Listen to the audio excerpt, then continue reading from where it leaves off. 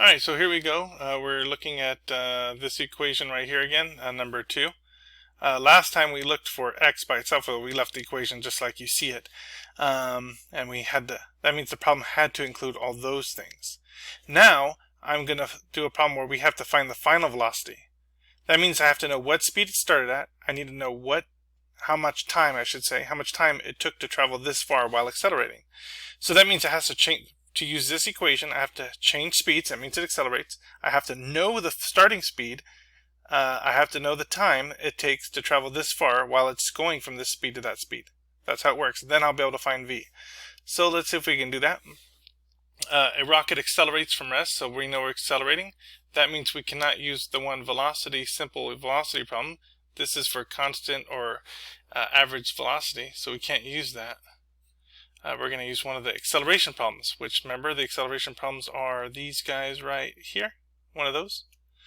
And it accelerates from rest. That means it starts from this thing, from rest. And that means it's starting from rest, meaning 0 meters per second. It's not moving.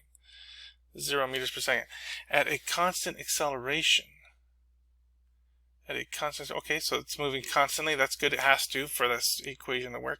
If it traveled 1,200 meters, so we know that it changed position. Remember, delta x, delta means change in x. So the position changes 1,200 meters.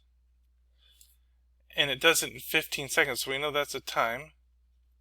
How fast is it going in the end? So in the end, that means they're looking for the final velocity. What equation has that? And as you know, obviously it's this one because that's the one I'm teaching about. It's this particular equation here. You can go ahead and check yourself. None of these other equations will work because they have an a right here, see a, so that's not going to work.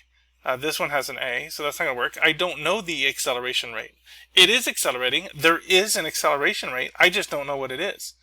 It doesn't tell me. And it doesn't ask for me to find it either, so don't bother. Don't waste your time.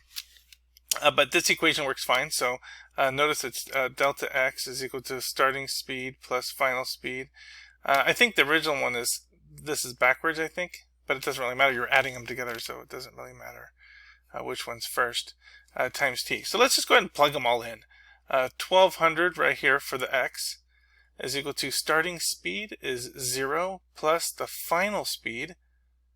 That's the one I'm looking for, right? The final speed.